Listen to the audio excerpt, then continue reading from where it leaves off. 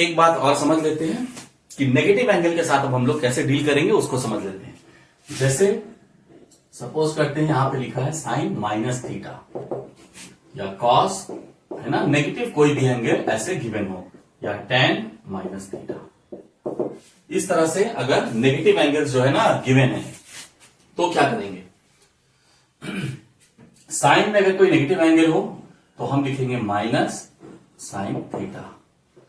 जैसे एग्जाम्पल के तौर पर अगर कह दे कि साइन माइनस 30 डिग्री तो हम लिखेंगे साइन 30 ही लिखेंगे, बट यहां माइनस लगा देंगे। ये माइनस इधर क्यों करेंगे इसको हम लोग अभी समझेंगे। और साइन 30 का जो वैल्यू होता है वही होगा, बस यहां पर माइनस लग जाएगा, नेगेटिव वैल्यू होगा। कॉस में अगर ऐसा गिवन हो तो हम कॉस थीटा सीधा लिख देंगे, जो भी एंगल हो वो लिख देंगे, माइनस जो है वो नहीं लगेगा। और टेन में भी साइन की तरह ही यहां नेगेटिव वैल्यू लेंगे। मतलब है कहने का कि अगर नेगेटिव में कोई एंगल दिया हो जैसे साइन के साथ या कॉस या टेन किसी के साथ, तो साइन के साथ वो एंगल लिखेंगे बट नेगेटिव होगा वो वैल्यू, कॉस में नेगेटिव नहीं होगा और टेन में भी नेगेटिव होगा। अब साइन कॉस टेन को अगर समझ लिए हैं तो कोसेक को समझ लेना है। कोसेक में वही होगा जो साइन में होता है, साइन और कोसेक एक जैसा ही है ना। तो मतलब अगर कोसेक भी नेगेटिव एंगल है तो यहां माइनस लगेगा, कॉस में नहीं लगा है तो सेक में भी नहीं लगेगा, टैन में अगर यहां माइनस लगा है तो कॉट में भी लगेगा। ये क्लियर है। अब ऐसा क्यों होता है इसको भी समझ लेते हैं। ऐसा इसलिए होगा कि जब हम लोग यहां पर कोऑर्डिनेट प्लेन बनाते हैं और यहां एक नेगेटिव एंगल को हम बताए थे कि नेगेटिव एंगल कब होता है, जब क्लॉकवाइज डायरेक्शन में ये रिवॉल्विंग लाइन घूमता है इस तरह से, तो ये नेगेटिव एंगल बना। अब नेगेटिव एंगल का मतलब क्या हुआ कि हम लोग फोर्थ क्वाड्रेंट में आए और फोर्थ क्वाड्रेंट में हम लोग पढ़े थे ऑल साइन टेन कॉस, यहां कॉस पॉजिटिव होता है ना।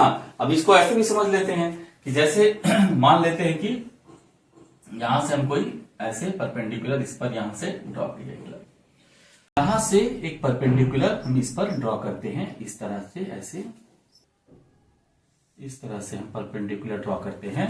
यहां से परपेंडिकुलर ड्रॉ किए, ओ पी इसका नाम दे दिए, ए पी। यहां इस तरह का एक ट्राइंगल, राइट ट्राइंगल बना, ये ओ ए पी, ये ट्राइंगल बना ना राइट ट्राइंगल, ये राइट एंगल है ऐसा। अब हम इस एंगल से रिलेटेड अगर बात करेंगे तो इस एंगल से रिलेटेड अगर बात करते हैं माइनस थीटा से, तो ये परपेंडिकुलर होता है, ये होगा परपेंडिकुलर और ये होगा हाइपोटेन्यूज। अब हम यहां क्या करते हैं कि इसके ऊपर एक पॉजिटिव एंगल बनाएंगे, ठीक सेम मेजर का, जैसे कि ये माइनस थीटा है तो यहां पर हम एक एंगल ऐसा बनाएंगे कि इसका मेजर थीटा हो, ये पॉजिटिव एंगल है, बस ये नेगेटिव है ये पॉजिटिव है, सेम मेजर का। जैसे सपोज करते हैं अगर ये माइनस 30 डिग्री है तो ये प्लस 30 डिग्री है। मतलब कहने का है कि इसका जो मेजर है सेम मेजर का एंगल बनाते हैं और ये इसका जो लेंथ है ओ ए, यहां हम सेम लेंथ यहां पर लेते हैं, सेम लेंथ लेते हैं, इसका भी, इसका नाम दे देते हैं ए डैश, ए प्राइम या ए डैश ना। अब इसको हम पी से ऐसे मिला देते हैं, दोनों ट्राइंगल कॉन्ग्रुएंट होगा एकदम सेम, जैसे कि इस एंगल का मेजर इस एंगल का मेजर सेम है, जितना लेंथ ओ ए का हम सेम लेंथ इसका ओ ए प्राइम का लिए हैं, तो ये दोनों का लेंथ भी सेम है। और ये दोनों ट्राइंगल क्या है, ये तो कॉमन है ही, ये दोनों ट्राइंगल एकदम कॉन्ग्रुएंट है। अब हम क्या करते हैं कि साइन माइनस थीटा यहां लिखते हैं, मतलब साइन ऑफ दिस एंगल। जो हम लोग नेगेटिव एंगल से डील करना सीख रहे हैं तो हम पहले यहां लिखते हैं कि sine minus theta, sine of minus this angle. अब क्या होगा, यहां साइन माइनस थीटा जो होता है वो परपेंडिकुलर बाय हाइपोटेन्यूज होता है, पी बाई एच। तो यहां हम लिखेंगे A P by O A, AP by O A. AP by O A को हम क्या लिख सकते हैं, एपी के बदले हम ए डैश पी लिख सकते हैं, दोनों का मेजर सेम है, बस ये नेगेटिव है या पॉजिटिव है तो हमको एक माइनस लगाना होगा। एपी के बदले अगर हम यहां पर ए डैश पी लिखते हैं तो यहां हमको एक माइनस लगाना होगा, क्योंकि ये नेगेटिव है और ये पॉजिटिव है। जैसे मान लेते हैं ये अगर 5 सेंटीमीटर है तो ये माइनस 5 सेंटीमीटर है, तो इसके बदले अगर हम इसको लिखेंगे तो बस एक माइनस का साइन पुट कर देना होगा।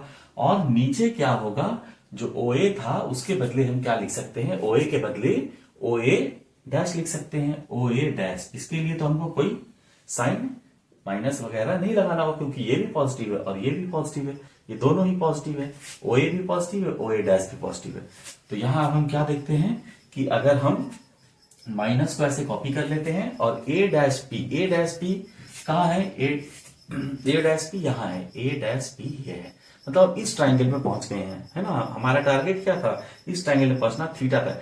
ए डैश पी ये है परपेंडिकुलर, इस ट्राइंगल में अगर हम थीटा से रिलेटेड बात करें तो ये परपेंडिकुलर है, और ओ ए क्या है, ओ ए डैश हाइपोटेन्यूज है, तो perpendicular by hypotenuse, perpendicular by hypotenuse, तो उसके बदले हम लिख सकते हैं साइन थीटा।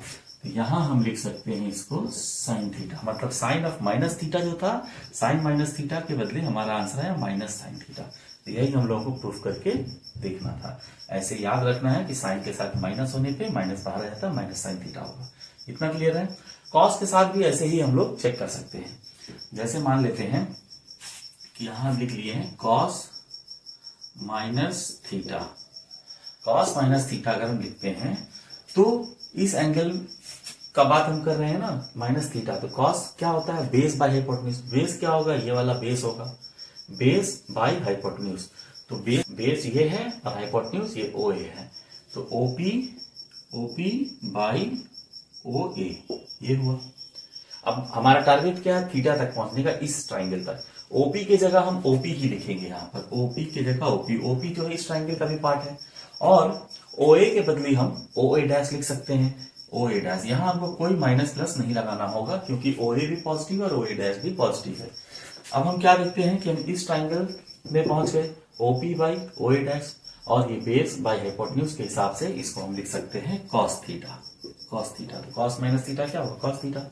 ऐसे सिंपली याद रख सकते हैं कि ऑल साइन टैन कॉस, अगर नेगेटिव एंगल दिखता है तो हम समझ जाएंगे कि कॉस और सेक ये दोनों में क्या होगा, ये माइनस हट जाएगा, और साइन बाकी जो भी ट्रिग्नोमेट्रिक रेशियोज है सब में माइनस स्टार्टिंग में यहां पर आ जाएगा, पहले आ जाएगा।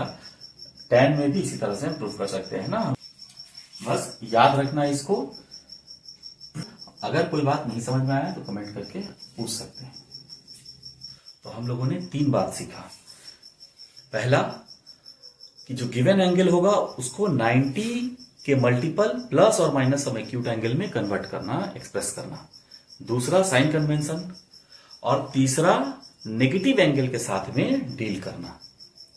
इन तीनों बातों को सीखने के बाद अब हम लोग एक्सरसाइज में चलेंगे, एक्सरसाइज को सॉल्व करेंगे। अगर यहां तक कोई बात नहीं समझ में आया हो तो आप कमेंट करके पूछ सकते हैं।